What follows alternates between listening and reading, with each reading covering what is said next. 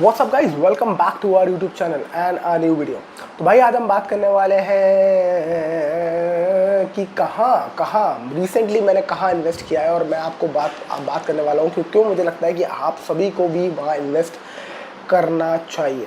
तो अभी रिसेंटली अगर देखा जाए तो मैंने एक वीडियो भी बनाया था वॉरेन बफेट इंडिकेटर के ऊपर कि किस तरीके से मार्केट में ओवर वैल्यूएशन का बहुत बड़ा हंगामा चल रहा है। आप ये सोचो कि वॉरेन बफेट जैसे बड़े आदमी जो कहते हैं कि भाई हमेशा स्टॉक्स में इन्वेस्टेड रहो, लॉन्ग टर्म इन्वेस्ट करो, मार्केट को टाइम करने की कोशिश मत करो, वो भी भाई साहब मार्केट को टाइम करने की कोशिश कर रहे हैं। मतलब कि यानी कि वो तो रिटायर हो गए, पर रिटायरमेंट के टाइम पे उन्होंने इन्वेस्टमेंट के नाम पे अपने शेयर्स नहीं दिए अपने बच्चों को, उन्होंने दिया है कैश। 343 बिलियन के आसपास का कैश अपने बच्चों को देके गए कि भाई जो करना है करो, मजे करो, एंजॉय करो लाइफ। क्यों? तो 343 बिलियन का कैश का देने का मतलब ये रीज़न उनका ये है कि उनको मार्केट में वैल्यू नहीं दिखती, उनको मार्केट में नहीं दिखता कि कहीं सस्ते स्टॉक्स उनको मिल रहे हैं। वो कह रहे हैं कि मुझे नहीं दिखता कहीं भी सस्ते स्टॉक्स, मुझे हर जगह अब महंगाई दिखती है और इसलिए मैं स्टॉक्स में अब इन्वेस्ट नहीं कर रहा हूँ। तो जब मुझे इन्वेस्टमेंट में कोई वैल्यू दिखेगी तो अब आगे ये बच्चे देखेंगे, उनके जो उनकी लेजेसी होगी, जो कंपनी संभालेगी, बर्कशायर हाथवे को संभालेगी, वो इन्वेस्ट करेगी आगे। पर उन्होंने इतना बड़ा डिसीजन कैसे लिया? जो आदमी हमेशा कहता रहता है कि भाई मार्केट को टाइम करने की कोशिश मत करो, मार्केट को टाइम करने की कोशिश मत करो, वो खुद ही मार्केट को टाइम करने की कोशिश कर रहे हैं। वो खुद ही बिलियंस ऑफ कैश लेके बैठे हुए हैं।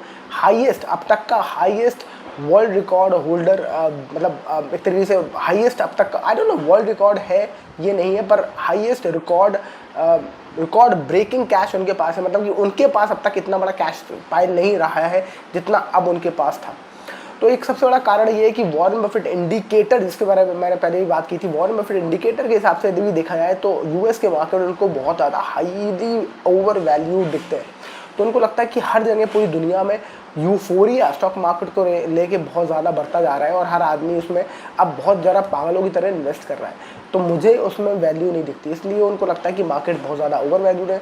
इससे अच्छा ये कि या तो डीप कट आएगा तब मैं इन्वेस्ट करूँगा, या मैं इन्वेस्ट करूँगा ही नहीं थोड़ा सा, जब तक मार्केट स्टैगनेट होके 1-2 साल ना गुजार लें।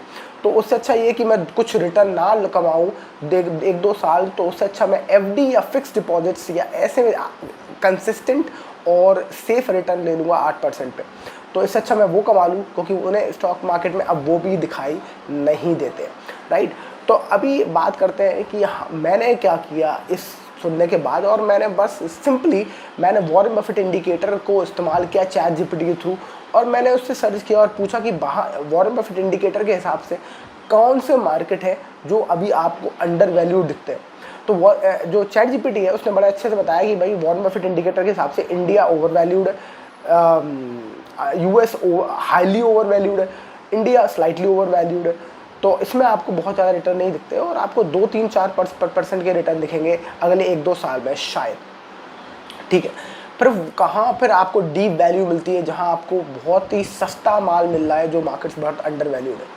तो उसने बताया कि तुर्की, ग्रीस और रशिया उन्होंने बताया कि बहुत हाईली अंडर वैल्यूड है। रशिया का मार्केट इसलिए भी शायद अंडर वैल्यूड है because of on going war, क्योंकि अनसर्टेनिटी जहाँ होती है वहाँ लोग पैसा नहीं डालना चाहते, इसलिए भी अंडर वैल्यूड है उनका मार्केट। वहाँ के लोग ही वहाँ की इकोनॉमी में इन्वेस्ट नहीं करते क्योंकि उनको भरोसा नहीं है, पता नहीं कब क्या चीज़ आ जाए। पर याद रखिए, जब भी अनसर्टेनिटी का टाइम आता है, that is always the right time to invest. जहाँ भी अनसर्टेनिटी होगी उस टाइम पे जो इन्वेस्ट करते हैं, ब्रेव इन्वेस्टर्स होते हैं वो हालांकि, पर वो जो बैठ लेते हैं उसमें आपको अच्छे रिटर्न मिलते हैं। ना कि जब आपको सारी सरगुण संपन्न चीज़ें मिले या फिर सब कुछ बहुत बढ़िया मिले तब आप इन्वेस्ट करते हो, तो आपके रिटर्न बहुत ज़्यादा बनते नहीं हैं। तो हम ये समझने की कोशिश करेंगे कि आप ये देखो कि रशिया और जो मैंने सर्च करे उसमें आपको, मुझे रशिया मिला, मुझे तुर्की मिला, मुझे ग्रीस मिला, और मुझे एक और यूरोप की कंपनी, क्योंकि मैं सर्च कर रहा था, मैं यूरोप में घूमा हूँ, तो I was trying to understand कि मैं जिस कंट्री में घूमा हूँ उसको एनालाइज करूँ कि वो कंट्री अंडर वैल्यूड है, ओवर वैल्यूड है वहाँ की इकोनॉमी। तो मुझे यूरोप की 2 कंट्रियाँ, 3 इनफैक्ट, एक तो यूरोप में नहीं है, एक जैसे तुर्की जो यूरोप में नहीं है, पर मैं क्योंकि तुर्की घूम के आया हूँ, उसका इंफ्रास्ट्रक्चर देख के आया हूँ। इनफैक्ट अगर आप घूम के आए हो तो आप इस्तांबुल का एयरपोर्ट देखें, आप सच में आपकी आंखें खुल जाएंगी और आप को लगेगा कि हाँ यार बात तो है भाई, इतना बड़ा एयरपोर्ट है इस्तांबुल का कि आप ढूंढते रह जाते हैं कि कौन सा टर्मिनल कहाँ है, और ऐसा लगता है कि ये मॉल है, बहुत ही बड़ा मॉल है जिसमें सिर्फ चीज़ें ही चीज़ें हैं। इसमें दारू मिल रही है, खाने को मिल रहा है, घूमने को मिल रहा है, ये दुकान वो दुकान, ये शोरूम वो शोरूम। ये बहुत बड़ा मॉल है, इसमें एयरपोर्ट नहीं है, क्योंकि आप वॉक करते रहोगे आपको दूर दूर तक टर्मिनल ही नहीं मिलेंगे। और इतने फ्लाइट्स ऑन एन एवरेज वहाँ से क्रॉस हो रहे हैं, इतना बड़ा जंक्शन बना दिया उन्होंने इस्तांबुल को कि वहाँ से लगातार फ्लाइट क्रॉस हो रहे हैं। तो मतलब कि इस्तांबुल एक कॉमन हब बन गया है लोगों के आने जाने के लिए। तो इससे इस्तांबुल में टूरिज़्म में बहुत प्रमोशन हुआ। इनफैक्ट अभी इस्तांबुल में जब मैं वहाँ था तो मैंने टूर इस्तांबुल एक उनका एक वो है वेंचर जिसके थ्रू आप इस्तांबुल घूम भी सकते हो। तो इस्तांबुल वो फ्री में घुमाते हैं आपको। अगर आपकी फ़्लाइट में डिले है या ले ओवर आपका 8 से 12 घंटे का आसपास का ले ओवर है, तो आपको फ्लाइट फ्री में घुमाते हैं, एक टूर करते हैं। वो टूर बहुत ही बढ़िया था, मैंने लिया, वो फ्री टूर था। और उसमें हमें ब्लू मॉस्क दिखाया गया, हमें वहाँ का एक प्लेट्यू दिखाया गया जहाँ शूटिंग हुई है आपकी इसकी कौन सा वो सीरियल है, ओस्मान और अर्तुगरुल, जो ओस्मान और अर्तुगरुल है, तो वो हम घूम के आए। अगर आप देखना चाहते हो उसके क्लिप्स तो आपको मेरे इंस्टाग्राम पे मिल भी जाएंगे उसके क्लिप्स, कि हम लोग पूरा उसका प्लेट्यू देख के आए, कहाँ उसकी शूटिंग हुई है, किस तरीके के वो है, और कहाँ अभी भी शूटिंग हो रही है उधर। तो अभी भी नए सीरियल से वहाँ शूटिंग होगी, वहाँ भेड़ बकरियाँ बंधे हुए हैं, एकदम एग्जैक्टली जो आपको ओस्मान और अर्तुगरुल में दिखेगा वो पूरा सेट हमने कवर किया, हमने वीडियो बनाया मैंने और अपने इंस्टाग्राम पर डाले थे, तो वो आप देख सकते हो वहाँ। तो आइडिया वॉज दिस कि जब मैं वो पूरा घूम के आया तो मुझे लगा कि तुर्की यार है तो बड़ा खूबसूरत। आप किसी यूरोपियन कंट्री से आप कम नहीं समझ सकते हो तुर्की को। और उसमें इसलिए इस वजह से क्योंकि उन्होंने जितना अच्छा इंफ्रास्ट्रक्चर वहाँ डेवलप कर दिया उस वजह से टूरिज़्म आगे और भी बूस्ट होगा। इसीलिए अगर आप देखो तो तुर्की में टूरिज़्म बहुत ज़्यादा बूस्ट हुआ है। और इसको देख के अगर आप देखो तो उस हिसाब से वॉरेन बफेट इंडिकेटर के हिसाब से भी तुर्की बहुत ज़्यादा अंडर वैल्यूड कंट्री मानी जा रही है। तो तुर्की को मैंने चूज़ किया। उसके बाद मैंने चूज़ किया पोलैंड, क्योंकि मैं पोलैंड भी गया हूँ घूमने और मुझे पोलैंड भी बहुत ही पसंद आया।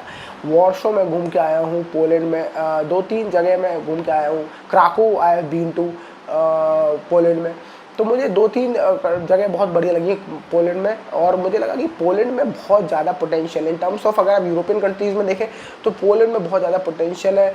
और जिस तरीके से वो डेवलप हो रहा है और जिस तरीके से वो थोड़ा सा बाकी यूरोपियन कंट्रीज से अलग चलता है, उसके वजह से भी शायद उसमें डेवलपमेंट बहुत ज़्यादा हुई है। इनफैक्ट बहुत ज़्यादा मल्टीनेशनल कंपनीज पोलैंड में चाहती हैं कि आप अपनी कंपनी रजिस्टर करवाएं। मेरे पास भी एक ऑफ़र आया था कि आप अपनी इंडिया में कंपनी जो है आपकी उसको रजिस्टर आप पोलैंड में करा लें टैक्स पर्पस से, पता नहीं क्या क्या चीज़ें थी हालांकि। तो वो हम लोग मतलब we were trying to figure out कि क्या फ़ायदा है क्या नहीं है, तो वो फिर रह गया वो ऑप्शन। बट बात ये है कि द होल आइडिया इज़ कि पोलैंड एक ऐसी कंट्री है जहाँ बहुत सारे लोग अभी अपना बिजनेस ट्रांसफ़र कर रहे हैं, राइट। तो Poland is very interesting place to invest. और मैंने वॉरेन बफेट इंडिकेटर के हिसाब से देखा भी तो भी मुझे पोलैंड सस्ता लगा, तो मैंने कहा ये भी बहुत बढ़िया है। तो पोलैंड, स्पेन, ग्रीस, स्पेन में गया नहीं, ग्रीस में गया नहीं, जहाँ अब आई होप मैं नेक्स्ट ट्रिप अपनी स्पेन और ग्रीस पे मार पाऊँगा। तो वो चारों कंट्री जो है मैंने इसमें इन्वेस्ट किया, तुर्की, स्पेन, पोलैंड और ग्रीस। तो जहाँ मैंने इन्वेस्ट किया, और मुझे लगता है कि ग्रीस में भी बहुत ज़्यादा पोटेंशियल है, क्योंकि ग्रीस मुझे लगता है कि अभी तक बहुत बहुत ज़्यादा किसी इस बारे में बात हुई नहीं है ग्रीस के बारे में, और टूरिज़्म वहाँ बूस्ट हुआ नहीं है। पर उसके पास बहुत सारी चीज़ें, फॉर एग्जांपल सोक्रेट्स, मेरा जो फेवरेट फिलोसफर इसको हमने पढ़ा है, सारा जो फिलॉसफी आई है वो वहाँ से आई है, ग्रीस से। तो बहुत सारी चीज़ें जो लोग अब एक्सप्लोर करेंगे वहाँ ग्रीस की तरफ, तो टूरिज़्म ग्रीस में भी बढ़ेगा और वहाँ इंफ्रास्ट्रक्चर डेवलपमेंट होना बाकी है। तो राइट, तो मुझे लगता है कि ये ऐसी कंट्रीज़ हैं जहाँ के अभी आपको बहुत सस्ते, आपको इंडेक्स इनके से बहुत सस्ते मिल जाएंगे। अब आपको कहाँ इन्वेस्ट करना है, इस कंपनी में आप इन्वेस्ट कैसे करोगे? तो इसके लिए मैंने यूज़ किया है इंडी मनी का ऐप। ये कोई रिकमेंडेशन नहीं है, आप कोई भी ऐप यूज़ कर सकते हैं। मैंने यूज़ कर लिया क्योंकि वो मुझे वो सिंपल लगा इंडी मनी ऐप के थ्रू इन्वेस्ट करना।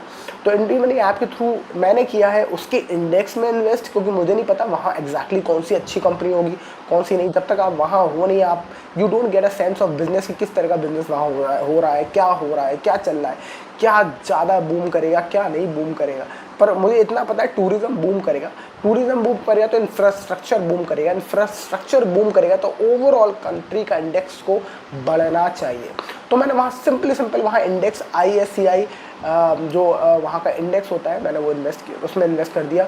इंडेक्स को ढूंढा स्पेन का, इन्वेस्ट कर दिया इंडिया मनी के ऐप के थ्रू। पोलैंड का इंडेक्स ढूंढा, उसमें इन्वेस्ट कर दिया। अब जो भी इंडेक्स में मुझे प्राइजेस मिले मैंने उसमें इन्वेस्ट कर दिया and I am holding it for next 10 years. तो अगर आपका इतना लंबा हॉराइजन अगले 10 साल के लिए आपने किसी चीज़ को इन्वेस्ट कर दिया तो आप उसमें आराम से बैठ सकते हो, क्योंकि हो सकता है अगले 2 साल में वहाँ का इंडेक्स और ज़्यादा गिर जाए। पर हो सकता है जब ये वॉर लाइक सिचुएशन जब ख़त्म हो और बाद में दोबारा ये कंट्री सारी डेवलपमेंट स्टार्ट करें, जब ये अनसर्टेनिटी ख़त्म हो, तो एक आपको बहुत ही अच्छे गेन्स दिख सकते हैं। तो आई होप आपको एक थोड़ा सा आइडिया मिला हो कि क्यों मुझे लगता है कि आप यूरोप में इन कंट्रीज़ की तरफ रुख कर सकते हो, जो कि बहुत ज़्यादा अंडर वैल्यूड है अभी और आपको बहुत सस्ते में मिल रही है और एट द सेम टाइम आपको बहुत ही अच्छा पोटेंशियल भी शो करती है। So that's it for this video. I hope you like the video. If yes, like, share, and subscribe, and I will see you in the next video. Thank you so much for watching. Bye bye.